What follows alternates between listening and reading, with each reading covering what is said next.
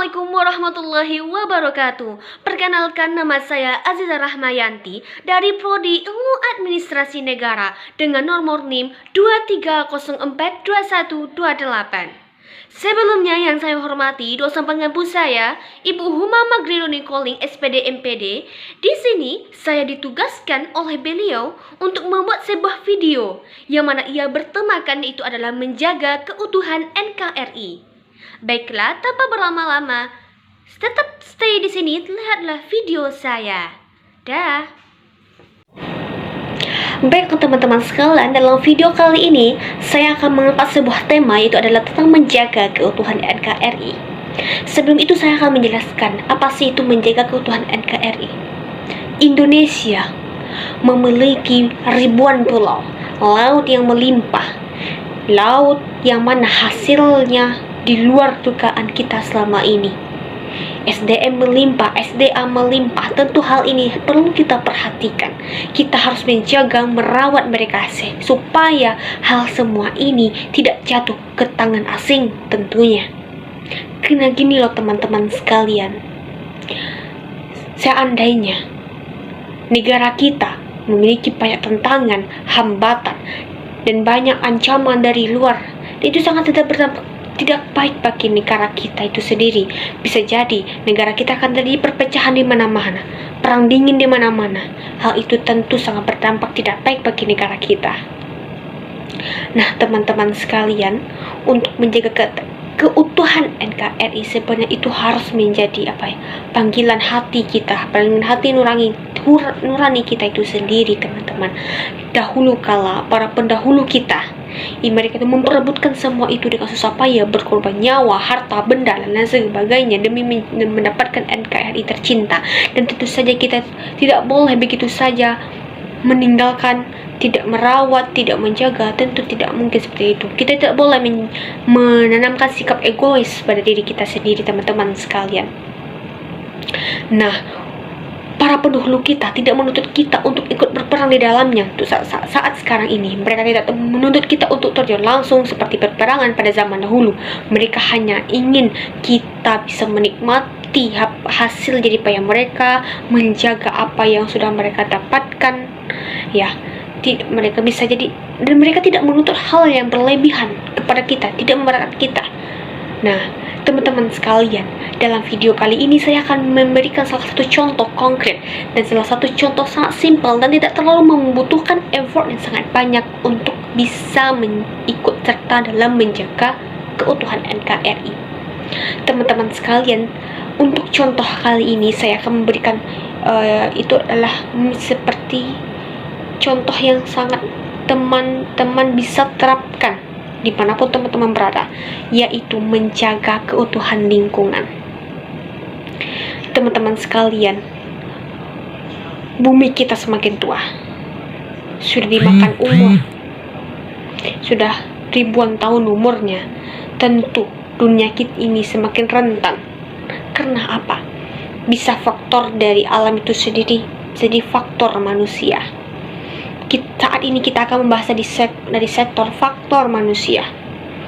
Dari dahulu hingga saat ini, manusia masih belum sadar kenapa mereka tuh belum sadar apa sih dampak yang mereka dapatkan jika mereka merusak lingkungan. Gini teman-teman sekalian, alam diciptakan oleh Tuhan itu sebagai penopang kita. Suatu saat nanti, jika dunia ini seperti apa ke depannya, ujung-ujungnya kita akan mengadu kepada alam. Kita akan mengantungkan hidup kepada alam. Seperti saat sekarang ini kita juga mengantungkan hidup kepada alam selain kepada Tuhan. Teman-teman sekalian, menjaga keutuhan lingkungan, menjaga kebersihan lingkungan, itu seharusnya tidak usah kita bahas seperti kita terlalu menjelaskan terlalu detail. Kenapa? Kita ini sudah diberi pelajaran sejak kita kecil, dari TK, SD, SMP, bahkan dari sejak bayi kita belum apa-apa sudah diajarkan yang namanya kebersihan, menjaga lingkungan, membuang sampah pada tempatnya. Tentu semuanya sudah diajarkan. dari alam sendiri sudah mengajarkan kepada kita. Teman-teman sekalian, alam jika diganggu, mereka akan murka. Alam jika dirusak, mereka akan marah. Teman-teman sekalian, di sini saya menghimbau kepada teman-teman, jagalah lingkungan. Dunia semakin tua, dunia semakin rentan. Jika mereka merusak, mereka bisa hancur. Kita hidup di dalamnya, entah berapa tahun lagi ke depan dunia ini bisa bertahan. Karena apa? Manusia ikut serta dalam perusakan itu sendiri, membuang sampah sembarangan, membakar hutan. Entahlah, habis pikir saya untuk melihatnya. Nah, untuk mengenai menjaga keutuhan lingkungan, saya mengambil untuk mengkerucutkannya lagi, saya akan mengambil beberapa titik koordinat, beberapa titik tempat, dan saya akan membahas lebih lanjut mengenai kondisi lingkungan saat ini dari ketiga titik tersebut. Nah, untuk yang pertama saya akan tampilkan fotonya. Guys, ini salah satu bukti nyata dari apa yang saya sampaikan, bahwa saya itu tidak berbohong. Oke guys, ini salah satu bukti nyata gimana kondisi lokasi perairan dekat gedung MKU, sampah di mana-mana. Nah, Assalamualaikum warahmatullahi wabarakatuh. Baiklah teman-teman sekalian, untuk menuju video kali ini saya akan melakukan sesi wawancara terhadap salah satu mahasiswa di kampus. Oke, untuk sesi kali ini saya akan mengundang salah satu teman saya, itu adalah bernama Atifah. Hai Tifa, gimana nih kabarnya hari ini? Untuk kali ini aku boleh minta waktu nggak sebentar? Oke, kebetulan aku ada tugas proyek dari Ibu Huma Magdidoni Calling untuk membuat tugas proyek yang bertemakan untuk menjaga keutuhan NKRI. Dan salah satu contohnya, aku mengambil mengenai menjaga kebersihan lingkungan. Nah, pertanyaannya ialah gimana sih pendapat Atifah mengenai kondisi perairan kita yang ada di belakang saat sekarang ini dekat gedung MKU? Apakah Atifah kecewa atau bagaimana? Gimana sih pendapat Atifah? Jujur kecewa sih, lihat air di sini penuh sama sampah kan. Terus juga kecewa sama mahasiswanya, kok bisa nggak ada. Jujur kecewa sih kan melihat perairan sungai apa sih namanya, pokoknya itulah di UNP ini kan banyak sampah. Kok bisa mahasiswa punya kesadaran yang rendah tentang sampah, padahal kan ini juga sumber bencana ya bagi lingkungan kita. Oke, aku juga mau nanya nih, apakah Atifah ada ikut andil dalam membuang sampah di sini atau gimana gitu?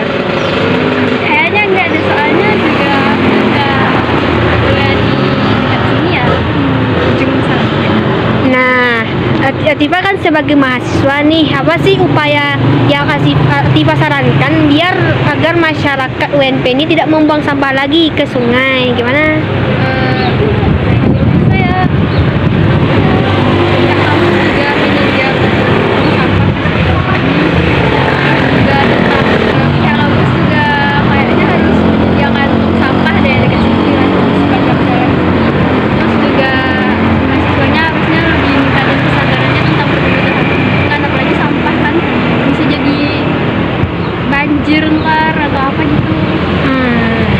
Oke, terima kasih atas waktunya Tifa. Ya, terima kasih. Nah, teman-teman tahu di mana lokasi tersebut? Ya, itu di lokasinya adalah di Universitas Negeri Padang itu sendiri. Mau sebelum jika ada pihak yang tersinggung atau bagaimana, beli video saya ini hanya sekedar tugas proyek saja. Ini adalah sebuah aliran sungai, aliran air yang di dekat gedung MKU. Di dekat gedung MKU itu ada aliran air. Beberapa waktu lalu saya mensurvei ke sana, mendatangkan ke sana bagaimana kondisi dia saat sekarang ini. Ternyata sangat memprihatinkan. Ada sampah di mana-mana. Aliran air sudah tidak lancar lagi. Ekosistem terganggu. Air sudah berbau warna. Apa sih teman-teman pikirkan ketika teman-teman melihat foto tersebut, video tersebut? Apakah teman-teman kecewa? Atau teman-teman biasa saja? atau teman-teman ikut serta dalam membuang sampah sembarangan atau merusak lingkungan tersebut. Jika teman-teman ikut dalam merusak lingkungan di sana, saya mengecam keras. Kenapa teman-teman adalah seorang mahasiswa, agen of change, agen perubahan, iron stock, seorang pemikir. Jika teman-teman merusak hal yang kecil, gimana bisa teman-teman untuk membangun hal yang lebih besar suatu saat nanti jika hal yang kecil itu teman-teman tidak bisa menjaga? Gini teman-teman sekalian, saya sangat kecewa awalnya. Sangat kecewa ya. Kenapa sih mahasiswa seperti itu? Bukannya mereka ikut dalam menyuarakan jaga kebersihan, jangan buang sampah sembarangan, tapi mereka malah ikut serta di dalamnya. Saya sangat merusak ya. Ini lingkungan sana sangat rusak untuk bagian aliran air. Nah, untuk titik koordinat yang kedua, saya mengambil di dekat aliran sungai Jembatan Lama, di samping Kampung Berok. Ya, di samping Kampung Berok itu ada aliran sungai. Nah, saya hanya menyampaikan salam apresiasi. Saya apresiasi kepada pemerintah dan masyarakat di sekitarnya. Mereka sudah sadar apa sih dan bagaimana sih penting air tersebut, bagaimana sih penting aliran tersebut bagi kehidupan mereka. Nah, saya melihat sampahnya sudah tidak ada, sudah bersih, masyarakatnya sudah ikut andil di dalamnya, dan namun di setiap kesempurnaan pasti ada yang namanya kekurangan. Nah, di aliran air tersebut sebenarnya sudah bersih, tapi di pinggiran sungai di sana ada sebuah tumpukan sampah. Menurut saya itu bukan tempat sampah yang seharusnya. Kenapa? Lokasi TPS yang sebenarnya itu adalah di dekat TPU, tempat pemakaman umum. Itu ada tempat pembuangan sampah sementara, dan saya melihat sewaktu-waktu setiap pagi, sore atau gimana, pihak dari kebersihan mengambil sampah-sampah tersebut diangkut ke tempat sampah yang pembuangan sampah yang sebenarnya. Jadi itu hanya tempat sementara, jadi dekat di lokasi di TPU yang sementara. Akan saya tampilkan fotonya. Ya, saya kembali lagi ke sungai tadi. Saya juga menampilkan foto ya tempat pembuangan sampah yang tidak seharusnya. Gini teman-teman sharing, menurut saya itu bukan tempat yang seharusnya. Kenapa sih di sana sudah jelas sudah bersih, kenapa dibuang sampah sana? Kan merusak. Nah, saya menilai masyarakat seperti begini teman-teman. Misalnya satu orang mau sampah sana, 2 orang mau sampah, 3 orang mau sampah, itu pasti yang di belakang mereka lain itu ikut juga mau sampah. Itu yang harus kita perhatikan, kita perbaiki ya. Orang itu sudah menjadi budaya. Untuk koordinat yang ketiga itu saya mengambil di dekat ada salah satu desa di Kabupaten Tanah Datar, itu namanya Desa Balekaman. Di sana ada perkampungan. Kampung itu pada memiliki aliran air. Nah, aliran air ini saya mensurvei, menanyakan kepada Pak penduduk bahwa aliran air ini terhubung dengan sungai yang dekat di Picuran 7, atau bisa ada hubungan juga di namanya Kiambang. Itu lokasi tempat kepala air namanya Kiambang. Jadi aliran air ini terhubung dengan sana. Kata mereka itu sangat penting. Ya, jika sampai hal ini tersumbat, itu sangat berakibat fatal terhadap hasil pertanian mereka. Jadi mereka harus melihat sewaktu-waktu gimana sih kondisi perairan saat sekarang ini gitu, saat situ, supaya hasil pertanian mereka itu tidak anjlok atau gimana ya. Nah, kata-kata mereka ternyata sampah masih ada. Misalnya aliran air membawa sampah dari mana, tersumbat di pintu air, jadi menghambat juga aliran air. Nah, ternyata di dalam sana ada andil masyarakat membuang sampah sembarangan. Di mereka misalnya kan dekat jalan raya, ada jembatan, ada sungai, jadi mereka mau sampah sana. Udah ada jelas palang itu adalah dilarang membuang sampah ke sungai, malah dibuang ke sana. Karena udah ada sanksi hukumnya, udah ada, tetapi mungkin pemerintah kurang tegas akan hal ini, jadi masyarakat menganggap hak enteng. masih hukum itu masih bisa dilanggar lah istilahnya. Nah, saya melihat dia mengabadikan sebuah foto gimana sih kondisi terkini, tapi ini dalam sisi yang salah satu sudut dari air, banda istilahnya, tali air. Ini bagian sudut yang bersih ya teman-teman sekalian. Yang bagian bersihnya. Nah, ini kondisi terkini. Bisa teman-teman bandingkan ketiga foto bukti ini. Gimana?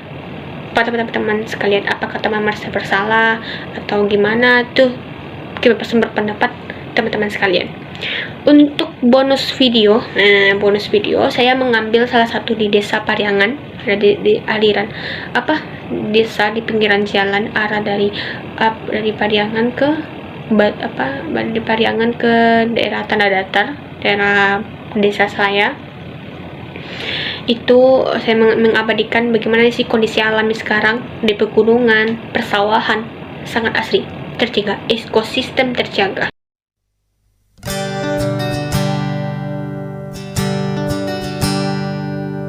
Ku nikmati indahnya alam ini,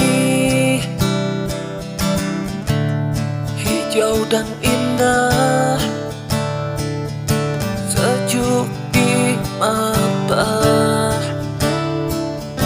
Ku ambil gitar dan ku bernyanyi, hilangkan lelah dan gelisah bersama teman. Itulah dampak mereka dapatkan jika mereka menjaga lingkungan. Mereka bisa bergantung pada alam, alam pun bisa bergantung pada manusia. Mereka saling mutualisme. Ginilah, manusia apa-apa, jika terjadi apa-apa yang mereka butuhkan, mereka akan mengadu kepada alam. Alam pun begitu. Jika mereka dalam keadaan rusak, mereka itu akan disembuhkan oleh manusia dengan cara misalnya penanaman reboisasi gitu. Seperti itu. Mereka ada hubungan timbal balik. Ada bonus video. Ke teman-teman sekalian, dalam video kali ini saya akan memberikan sebuah upaya terakhir. Saya akan percaya untuk melakukan sebuah perubahan itu tidak langsung secara besar. Untuk terjun langsung, saya untuk melakukan penggalangan besar-besaran mungkin belum bisa, karena melihat tadi daya tarik masyarakat mengenai kebersihan ini sangat minim. Saya akan mulai dari kecil. Saya yakin walaupun ini kecil, jika ada orang menerapkannya itu akan sangat berdampak besar. Saya akan menebarkan beberapa pamflet atau brosur atau apalah. Saya akan tempelkan di fasilitas umum. Jika mereka bisa membaca, mengakses di mana saja. Mereka bisa membacanya, mengaksesnya di mana saja. Saya akan menempelkan di beberapa sudut. Saya akan ambil fotonya, akan saya ambil selain dalam bentuk nyata tersebut, saya juga menyebarkannya dalam bentuk online. Saya akan menampilkan di Instastory juga kebersihan lingkungan. Saya akan menampilkannya di sana.